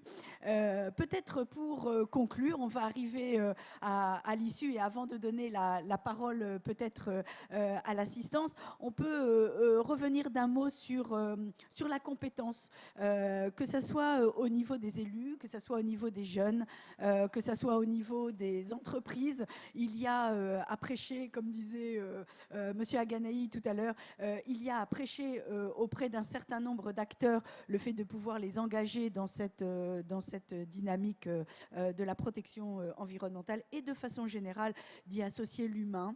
Peut-être, Monsieur Radji, vous pouvez nous dire aujourd'hui, est-ce qu'il y a des actions particulières de sensibilisation au plus grand nombre qui sont faites au Togo ? Je remercie Armel. En fait, au Togo, je dois dire que la question de l'environnement ou développement durable est beaucoup, mais énormément portée par la société civile. C'est vraiment une des caractéristiques dans mon pays, et je l'observe aussi dans d'autres pays où j'interviens. C'est la société civile qui est vraiment à l'avant-garde de la question de l'environnement et du développement durable. Et c'est aussi une chance, parce qu'il se trouve que la société civile a cette caractéristique d'être très mondialisée, d'être souvent très dynamique, d'être souvent aussi pragmatique, parce qu'ils savent qu'ils ne sont jugés qu'à l'aune des résultats et des réponses qu'ils peuvent apporter à leurs interlocuteurs sur le terrain. Donc ce couloir-là de transmission fonctionne bien au Togo. Le gouvernement c'est vraiment attaché à avoir une espèce de fêtière de ces ONG, de ces structures intervenant dans le développement durable. Et je peux même vous dire que pour la COP21, la délégation togolaise a plus d'ONG et de structures de la société civile que de membres de la délégation officielle. Donc c'est vraiment la reconnaissance par le pays du fait que ce sont des acteurs clés de la question du climat, de l'environnement et du développement durable. Donc c'est eux qui font le travail de sensibilisation principalement dans mon pays. Mais il y a une autre voie aussi qui commence à relativement bien fonctionner. Il y a pas mal d'émissions qui sont organisées au niveau de l'audiovisuel, de la radio et parfois même dans des langues locales pour sensibiliser les populations sur des problématiques qui les concernent directement. Je parlais de la question de l'appauvrissement des sols. C'est un sujet très important qui préoccupe l'agriculture togolaise où on utilise tous les supports médiatiques qui existent pour attirer l'attention des populations sur comment ils peuvent alterner l'activité environnementale et agricole afin de réguler cette question, cette problématique de l'appauvrissement des sols. Et puis il y a aussi un dernier levier qui est utilisé au Togo, c'est tout ce qui se fait au niveau de l'éducation de la masse, de l'éducation populaire. Il y a pas mal d'initiatives qui sont organisées en direction de l'éducation, par l'éducation nationale, en direction des étudiants, des élèves, de tout corps social en formation, pour faire en sorte qu'ils s'approprient en fait les problématiques de l'environnement et du développement durable. Donc voilà les exemples que je peux citer de ce qui se fait dans mon pays et un peu dans les autres pays ouest-africains. Merci. Peut-être même question à vous, Monsieur Wardan. Vous êtes chef de file d'une grande délégation également marocaine, d'ONG marocaines, qui mène également un certain nombre d'actions. Peut-être vous pouvez nous en dire deux mots, et notamment l'ADEP aide à la sensibilisation de ces actions. Est-ce que vous pouvez nous en dire un mot? Oui, certainement. Oui, certainement, parce que nous sommes convaincus que la formation, l'information, la sensibilisation représentent un outil fort qui peut aider à résoudre des problèmes et surtout à sensibiliser les gens à l'importance et à la gravité de la chose pour avoir des comportements nouveaux. Ça, c'est très important. Nous nous intéressons à toutes les souches, évidemment, sociales, et il y a tout récemment un intérêt particulier au quartier, parce que nous descendons carrément vers la petite cellule quartier pour voir et étudier avec les gens du quartier quels sont leurs problèmes et quelle est la vision qu'ils ont pour essayer de eux-mêmes proposer des solutions à leurs problèmes. Et nous sommes maintenant en train de collecter des informations d'une extrême importance qui va certainement nous orienter à essayer de généraliser ça au niveau de tout le pays. J'ai parlé tout à l'heure de la femme. Les associations féminines au Maroc jouent un rôle très important, leader, et ils réussissent aujourd'hui à infléchir les décisions au niveau de notre gouvernement, et nous menons des actions de sensibilisation auprès des femmes qui sont évidemment très importantes. Mais si j'ai à parler encore une fois de la COP, je dirais que les COP qui se sont succédés sont en fait quelque part des cloches d'alarme. Mais disons que la COP 21 est une cloche d'alarme un peu plus stridente, il faut le dire, parce qu'il y a eu quand même toute une campagne de communication qui ont été faites. C'est pour moi, je l'imagine comme un feu qui essaie de mobiliser les consciences. Peut-être c'est en train de construire des rêves, des espoirs, mais il ne faut pas se faire trop d'illusions, parce que le chemin des roses est pavé d'épines. Alors, il y a la COP 22 qui sera organisée au Maroc. Nous avons l'honneur d'accueillir la COP 22 à Marrakech. Et croyez-moi que la société civile, ils sont venus tout à l'heure en visite ici, beaucoup d'associations, le gouvernement, on font un point d'honneur de faire de cette COP22 un rendez-vous important, une station, parce que, en fait, comme vous avez dit, ça va être l'occasion de lire la copie, ça va être l'occasion de voir dans quelle mesure est-ce qu'il y a eu application de ce qui a été dit, et ça va être l'occasion de faire des comparaisons et peut-être de dénoncer les dérives qui se font et qui vont se faire mais non seulement cela, d'aller encore de l'avant et de tirer dans l'élan notre cher territoire, notre chère Afrique, je veux dire, notre cher continent, l'Afrique. Voilà, merci. Alors peut-être nous pouvons passer la parole dans l'assistance. Je pense qu'il doit y avoir certaines contributions. Alors je ne sais pas s'il y a un micro dans l'assistance. Oui, voilà. Alors il est en train d'arriver vers vous. Ici, il y a une prise de parole devant et puis après sur le côté. Madame. Alors bonjour à tous. Vous parliez de pragmatisme, donc une notion de cas par cas. Je suis attachée à la, comment dire, à la jeunesse, vous en aviez parlé également. Ce que je voulais savoir, c'était savoir en fait ce qu'il en était aujourd'hui dans l'enseignement, enfin dans les écoles des pays que vous représentez. Est-ce qu'il existe on va dire, un enseignement ou des matières de sensibilisation à tout ce que peut représenter le changement, justement, le changement climatique? Et est-ce que vous pourriez, vous, en tant qu'ambassadeur des pays que vous représentez, essayer de faire pression pour qu'il puisse y en avoir un petit peu plus dans l'enseignement? Comme en France, c'est pareil, hein, je veux dire, mais dans les pays que vous représentez également en Afrique, ça peut être quelque chose de très important. Donc ça, c'est une première question. La deuxième, elle concerne je pensais au service civique, en fait. Je me disais que ce que vous expliquez, enfin ce que vous avez exposé précédemment, cela pourrait se mettre en œuvre sous la forme de services civiques dans différents pays. Il pourrait y avoir des budgets qui pourraient se débloquer pour que des postes puissent représenter comment dire, cette réflexion sur la coopération Nord-Sud, par exemple, soit dans le domaine scientifique, la communication, la sensibilisation dans les quartiers, etc. Enfin voilà, une question un peu ouverte, mais alors peut-être les questions pour Monsieur Aganaï, Monsieur Radji, peut-être Monsieur Wardan aussi. Monsieur Radji, peut-être vous avez déjà expliqué toutes les actions que le Togo menait au niveau de la sensibilisation et du développement durable. Est-ce que peut-être une précision par rapport à la question de Madame et est-ce que une action civique pour les jeunes pourrait être envisagée par exemple au Togo? Je commencerai par la proposition de l'intervenante concernant le service civique.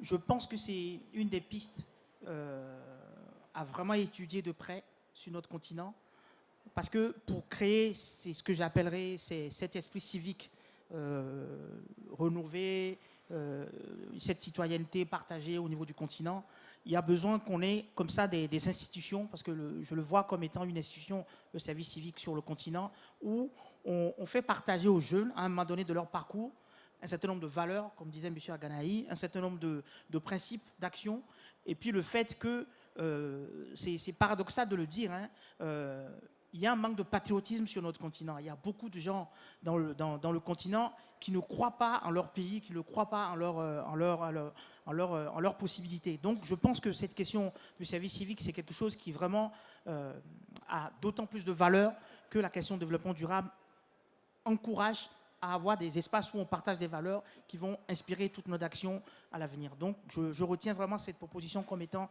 très pertinente. La deuxième observation que je voudrais faire, c'est concernant ce que disait l'intervenante sur la dimension que je qualifierais plutôt de conduite de changement ou de préparation à la culture de changement dans les programmes d'éducation ou de formation en Afrique. Ça se fait de plus en plus. Ça se fait de plus en plus. C'est quelque chose qui n'était pas automatique dans le temps, qui n'était pas spontané dans plusieurs programmes d'enseignement, mais de plus en plus, on insiste sur cet aspect conduite de changement ou culture de changement pour la simple raison que le secteur privé s'est emparé de l'éducation sur notre continent et le secteur privé travaille d'abord pour le secteur privé. Et dans le secteur privé, ce qu'on apprend avant tout aux managers, c'est de gérer le changement, c'est de gérer les difficultés, de gérer la complexité. Donc c'est un peu par cette fenêtre-là que, un peu quelque part, de plus en plus dans les programmes de formation sur le continent, on retrouve cette demande dont vous faites état de valoriser la capacité des Africains, des jeunes Africains, à conduire du changement quelle qu'elle soit, hein, que ce soit par rapport au changement climatique ou d'autres types de changements, mais à avoir ce réflexe-là, cette culture-là de changement, comme on l'a un peu partout dans les pays occidentaux. Donc c'est vraiment 2 points qui me semblent importants et pertinents à suggérer pour les programmes politiques en Afrique. Monsieur Aganaï? Oui. Bon, ce qu'il vient de dire, c'est très bien dans le monde académique, mais ça ne représente qu'une infime partie de la population. Il y a beaucoup de jeunes qui sont dans les villages, qui sont dans les champs, qui sont dans les élevages, dans les milieux ruraux. Et il faudrait, par l'intermédiaire des associations de la société civile, vraiment leur porter également le message. Puisque le principal facteur d'échec de tout changement, quel qu'il soit, c'est le facteur humain. Si l'homme ne s'approprie pas des bénéfices de ce que le changement que vous voulez faire va lui apporter, ben il aura peur et il va faire un blocage et il va perturber le système que vous voulez mettre en place. Donc, les jeunes qui ne sont pas à l'école, dans le système scolaire, il faut penser à eux. Les jeunes femmes, les jeunes filles qui sont dans les milieux ruraux également, par l'intermédiaire de la sensibilisation. Alors, j'ai un exemple avec l'aide de l'Union européenne qu'on va essayer de mettre en place au Cameroun, pour ne pas le citer. Au Cameroun, comme dans tous les pays africains, l'état civil n'existe pas. Et l'état civil, c'est l'état de droit. C'est le premier droit de vous reconnaître comme individu d'une nation. Sinon, vous n'avez aucun droit. Vous n'existez pas, vous n'avez pas d'état civil. Et aujourd'hui, avec l'Union européenne, on déploie un programme d'éducation civique et on inscrit dans les manuels scolaires des primaires, du secondaire et du supérieur les notions importantes sur l'état civil. Je pense que la même démarche va être faite sur les enjeux du changement climatique, le développement durable. Et ce que j'ai constaté en France, et je salue vraiment, c'est que quand j'ai commencé en 2002-2003 à parler d'école au service du développement durable, bon, beaucoup de gens me traitaient d'utopiste. Et j'ai vu naître tout dernièrement un baccalauréat spécialisé en France sur le développement durable, qui prend les jeunes à partir de la classe de première, terminale, et qui les forme au concept, qui les forme aux outils. C'est un baccalauréat technique, mais qui est spécialisé vers le développement durable. Donc, on est conscient ici. Il faut qu'on retrouve la même chose dans les pays du Sud. Voilà. Rapidement, peut-être une contribution complémentaire. Oui, très rapidement. Moi, j'étais très content, très heureux de recevoir cette question ici en salle, parce qu'effectivement, l'aspect civique est extrêmement important. Et d'ailleurs, nous, dans l'organisation de la COP22, on se prépare et on prépare un certain nombre de conférences. Et l'une des conférences que l'on prépare est sur le thème de la citoyenneté africaine, comme vous avez dit, parce que nous voudrions que les Africains tous sentent cette citoyenneté et sentent ce drapeau africain et que ça vibre un peu dans leur cœur, parce que ça va aider à aller vers des choses et à réussir des combats. Autre chose, en me promenant ici, j'ai été ravi de rencontrer un espace artistique. Et d'ailleurs, nous avons ici dans la salle Madame Lotchoua, qui est là, à côté, et avec laquelle j'ai eu une discussion et qui a confirmé un petit peu ce dont je croyais beaucoup, c'est-à-dire que l'art en tant qu'outil et en tant que moyen d'agir sur les comportements de sensibiliser. Et à ce niveau-là, j'annonce qu'au Maroc, il y a une association qui s'appelle Arcane pour la promotion de l'art et qui a organisé une exposition qui s'appelle Arcane Africa. Il y a eu déjà la première édition à Casablanca.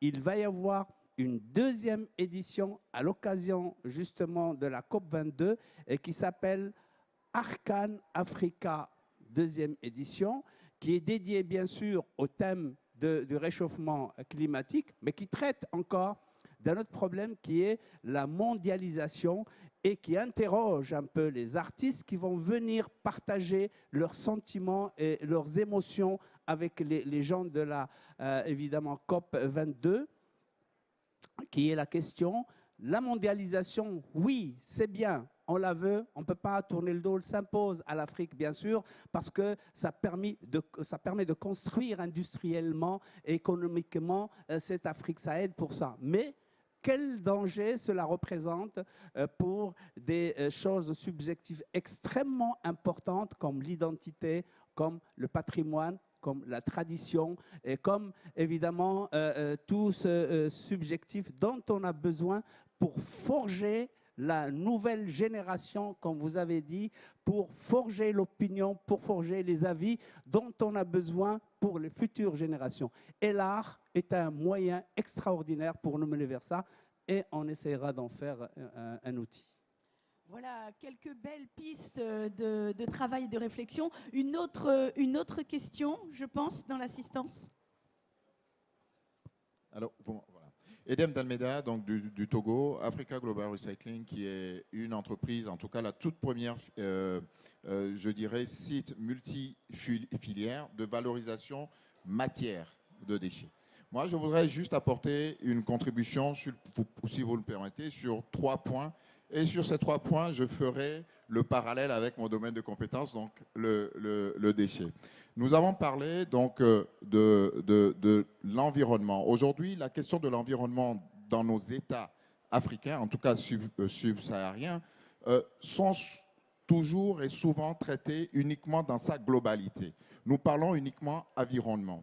Et tant que nos États ou nos dirigeants ne prendront pas en compte que l'environnement est désormais un ensemble de problèmes et de solutions et qu'il faut sectoriser cette gestion de l'environnement, tant que ça sera fait comme ça, on n'y arrivera pas. Et la question de la sectorisation de l'environnement amènera aussi un cadre réglementaire clair qui n'existe pas aujourd'hui. Si nous prenons aujourd'hui les lois sur l'environnement qui existent dans nos pays, ils portent très bien leur nom. Ce sont des lois cadres. Mais des lois cadres dans lesquelles on va retrouver la ressource forestière, dans lesquelles on va retrouver l'érosion côtière, dans lesquelles on va retrouver le déchet. Mais pour ça, il faudrait pouvoir développer donc de vraies synergies avec des partenaires privés ou la société civile. Et ce n'est que comme ça qu'on pourra résoudre, moi je pense, ce problème et apporter des vraies compétences à nos dirigeants pour mettre en place ce cadre réglementaire et faire en sorte que de vraies solutions, adaptées surtout au contexte local, soient prises en compte. Ça, c'est la première des choses que je voulais dire. La deuxième, c'est nous avons beaucoup parlé des gouvernants. Nous avons parlé de nos gouvernements, nous avons parlé de nos collectivités, mais n'oublions pas que déjà, par le simple fait que nos pays soient suffisamment infantilisés et que nous avons surtout besoin de nos bailleurs de fonds et des partenaires au développement, ceux-là aussi doivent pouvoir maintenant changer leur façon de nous imposer les choses. Parce qu'aujourd'hui, on est sur des statistiques, on est sur des courbes où il faut annoncer que tel ou tel financement a apporté ou a servi à tel pays. Donc, on nous pond des projets, on invite nos dirigeants à dire, bon, voilà, ça c'est la marche qu'il faut suivre. On amène de la transposition et non de l'inspiration. Et on dit, voilà, ça il faut le faire parce qu'on a 5 milliards ou 300 millions d'euros à dépenser avant le 31 décembre et il faut pouvoir l'annoncer à l'ONU, au PNUD et autres que voilà, ça c'est quelque chose qui est fait. Et ça, il faut aussi que nos dirigeants en prennent la mesure. Et je suis content de la réponse qui a été apportée, en tout cas par le président Faure, mais voilà, ça doit être une réalité de l'ensemble de nos dirigeants. Pour illustrer la chose, il y a concrètement un projet qui concerne la gestion durable des déchets au Togo, qui est supporté, financé par l'AFD, si je ne dis pas de bêtises, à hauteur de 5 milliards par an. Mais aujourd'hui, on nous parle de traiter du déchet. Nous savons traiter le déchet, nous savons le valoriser. Mais concrètement, ces 5 milliards de francs CFA, pardon, qui représentent, si je ne dis pas de bêtises, à peu près 80 millions d'euros ou 800 millions, enfin 80 millions d'euros, ne servent à rien, puisqu'il s'agit d'organiser pour 5 entreprises la collecte uniquement de déchets dans la ville de Lomé. Et la question du traitement de ces déchets ne se limite qu'à une décharge à ciel ouvert. Nous aussi au Togo, nous aussi dans nos régions africaines, nous savons exploiter des centres d'enfouissement technique. Donc la géomembrane aujourd'hui n'est pas un frein à notre développement, mais ces 5 milliards de francs CFA qui sont dépensés ont suffisamment financé théoriquement des centres d'enfouissement technique. Donc il faut pouvoir aussi prendre ça en compte. Troisième point, c'est sur la compétence, qui va me permettre de faire un parallèle sur une vraie question qui m'est chère, en tout cas pour moi, c'est l'interdiction du sac plastique dans nos États, avec un culte, je dis bien un culte, qui est voué au biodégradable. Qui pour moi, on a parlé de bombe à retardement des jeunes, je pense que là aussi, c'est une bombe à retardement, puisque tous les États se sont engouffrés, nos États africains se sont engouffrés dans ça. Or, c'est juste une stratégie marketing qui a été développée par des entreprises qui eux-mêmes ont créé en Occident, mais pardonnez-moi d'être aussi franc, mais ont développé une stratégie marketing qui a été développée en Occident pour répondre à un certain besoin. Et au final, qui ne marche pas. Donc, ce biodégradable est finalement fabriqué aussi à base de pétrole. Et des grandes économies comme la Grande-Bretagne, comme la Belgique, commencent à remettre en cause ce biodégradable. Et à ce moment, nous, Africains, nous disons absolument, ça, voilà ce qu'il faut faire, c'est le biodégradable. Bon, si je fais le parallèle avec le déchet, pourquoi, si nous devons choisir uniquement le biodégradable comme voie de développement ou comme la seule alternative à cette pollution des sachets plastiques, pour moi, il suffit de trouver des solutions comme nous. On n'est pas les seuls à le faire. Pour pouvoir collecter, on sait valoriser ces sacs plastiques dans nos rues. Ça, on sait le faire. Mais si nos États disent, OK, il faut absolument que ça soit fait, ben dans ce cas, remettons cette interdiction de côté. Il faut savoir que l'entreprise Plasturgis en Afrique, ben, c'est une grosse part de l'industrie africaine. Au Maroc, c'est 45 000 emplois. Au Togo, c'est 4 000 emplois. Au Cameroun, 2 entreprises viennent déjà de fermer et d'envoyer 4 000 personnes au chômage. Donc, il y a une bombe à retardement et je ne vais pas monopoliser la parole plus longtemps. On avance un tout petit peu. Voilà, je termine là-dessus. Pour ça, il faudrait donc, à ce moment-là, associer, et ça revient à ce que j'ai dit au départ, associer tous les partenaires, y compris industriels, de trouver une solution. Et si on veut parler de compétences et qu'on trouve que c'est uniquement cette voie-là, soutenons notre agriculture et disons à ce moment-là, OK, produisons suffisamment déjà de quoi nous nourrir et ensuite de quoi alimenter des industries qui elles-mêmes seront implantées sur nos sols pour fabriquer ce biodégradable-là. Voilà là où moi je voulais en venir. Merci à vous. Eh ben, merci beaucoup pour cette intervention, ce plaidoyer. Nous avons déjà dépassé l'heure. Je vous propose l'ensemble de nos intervenants. Alors nous allons conclure l'ensemble de cette intervention et en même temps conclure cette galerie des solutions. Alors peut-être Monsieur Melki, pour vous dire effectivement, face à cette intervention, c'est vrai que c'est quand on réglemente et qu'on met un cadre qu'on arrive à avoir des résultats intéressants. Alors peut-être vous nous en dites un mot, mais vraiment un mot très très court. Et puis vous concluez sur est-ce que vous avez une vision optimiste suite à cette COP21 des solutions proposées? Ok, donc il y a deux sujets. Donc il y a le sujet donc sur la réglementation. Mon expérience est que sans réglementation, on n'avance pas. C'est évident, même si beaucoup de gens essaient de faire croire qu'ils font des choses volontaires pour la beauté de l'art. Ce n'est vrai qu'à la marge. La réalité, c'est que Moi, j'ai la chance d'avoir fait ce métier depuis 23 ans et d'avoir vu en France les choses évoluer à partir d'une époque où il y avait peu de réglementation, ou en tout cas où elle était peu appliquée. Et petit à petit, c'est l'empilement des couches de réglementation qui, petit à petit, a fait que les choses ont évolué. Deuxièmement, au-delà de la réglementation, elle est nécessaire, mais elle ne suffit pas. Qu'est-ce qui a changé? C'est aussi, il faut qu'il y ait des praticiens, il faut qu'il y ait des acteurs qui sachent faire les choses. Un exemple, la loi de protection de la nature en France date de 1976. C'est très ancien. J'ai créé mon entreprise en 1993, donc c'est-à-dire fort longtemps après, et je peux vous dire que la loi n'était pas appliquée du tout. On faisait des études d'impact sur l'environnement, sur la biodiversité. C'était 5 lignes qui disaient qu'il y avait des grenouilles, des poissons et des arbres. Et qu'il n'y avait bien entendu aucun impact sur l'environnement. C'était exactement ça, y compris d'ailleurs des études d'impact de centrales nucléaires que j'ai pu lire. Il y avait 5 lignes sur l'impact sur le milieu naturel. Voilà. Donc, or, on respectait la réglementation, loi de 76. C'est la manière dont la réglementation est appliquée. Et les choses ont changé. Et j'ai le plaisir d'avoir modestement contribué à ces changements en faisant une chose. J'ai donné une formation à une antenne de l'administration française du ministère de l'Environnement.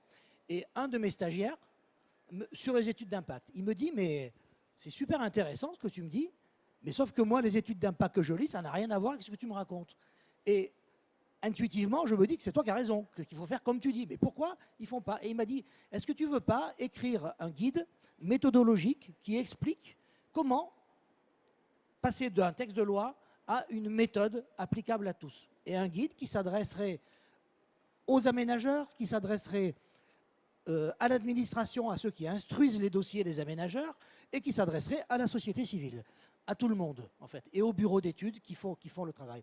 On a rédigé ce guide méthodologique, ça a pris un certain temps, ça a pris 1 an et demi pour le faire, et à partir de là, les choses ont changé. C'est-à-dire que l'administration avait un document. Voilà, vous voulez faire une carrière, voilà, vous faites comme ça. Vous voulez faire, voilà, vous faites comme ça. Un outil simple, pratique, facile à comprendre, qui fait que d'une réglementation qui est indispensable, on passe à une pratique. Voilà, ça c'est vraiment l'expérience, et ça c'est des choses qui sont tout à fait transposables ailleurs. Hein. Votre sentiment sur votre optimisme Alors, après la COP21? Oui, alors je suis d'accord avec... Une seconde. Une seconde. Je suis d'accord avec mes collègues qui sont à cette table qu'il s'est passé quelque chose. Moi, je suis certain qu'il s'est passé quelque chose. À Johannesburg, Chirac disait « la maison brûle et tout le monde regarde ailleurs ». Sauf que maintenant, on commence à sentir l'odeur de la fumée et à voir des rougeoiements à l'horizon. Voilà, c'est ça la différence. Alors, peut-être, Monsieur Wardan, un mot de la fin. Est-ce que vous êtes optimiste face aux négociations qui sont en train de se faire?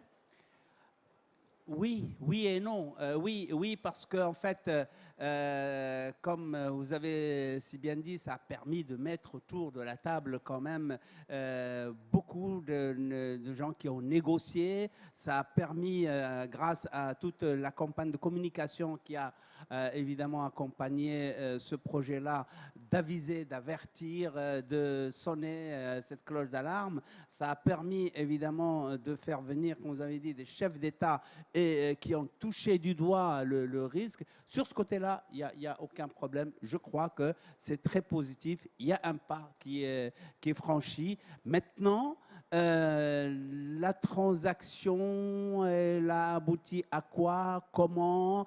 Quelles vont être les applications?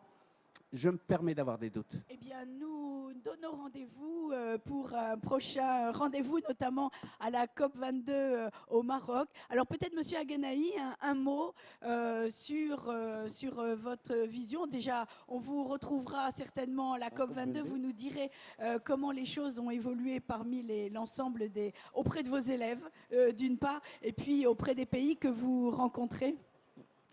Oui, je suis optimiste.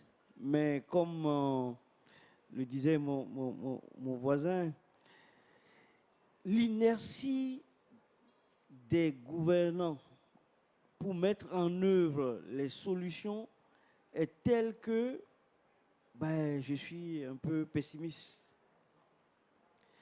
Parce que entre le moment où l'on décide et on obtient des résultats, le temps nécessaire pour faire mettre en marche les mécanismes pour avoir des résultats, souvent dans les gouvernements, c'est très long. C'est à désespérer des fois.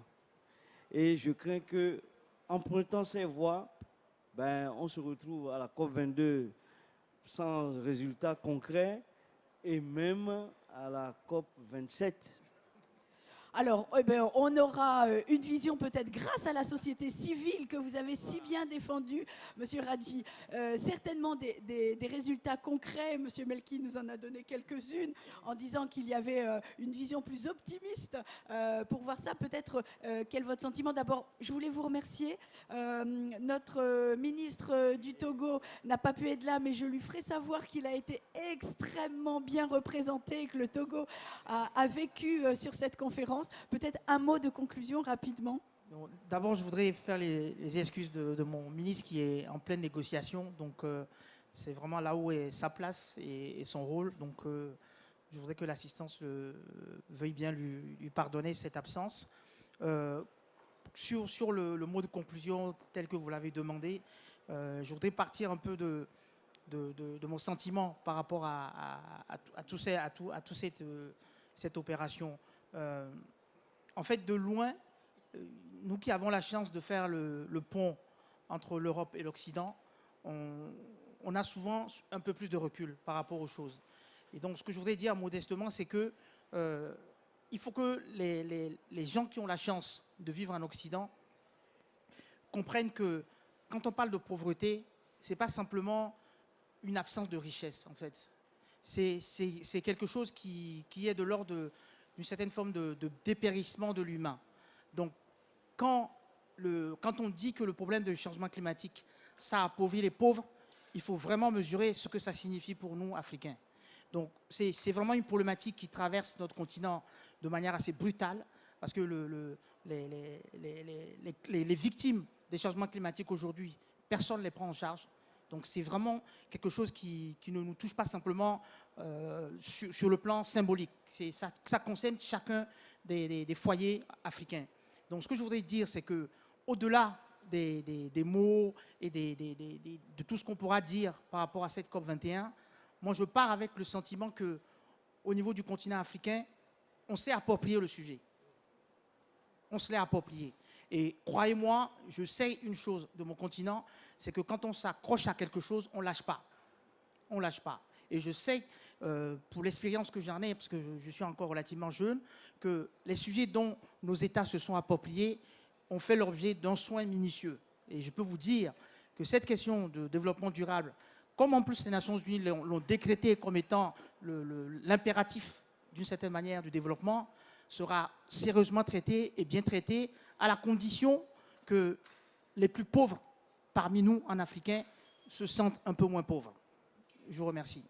Eh bien, sur cette note d'humanité, je vous propose d'applaudir nos intervenants, brillants, passionnés. Vous pourrez les retrouver sur le site internet de CEF International qui, pendant la totalité de la galerie, a animé cette séquence de compétences, coopération, solutions. Et je vous propose et je vous donne rendez-vous à la COP22 à Marrakech dès le mois de novembre. Merci à tous et bonne soirée.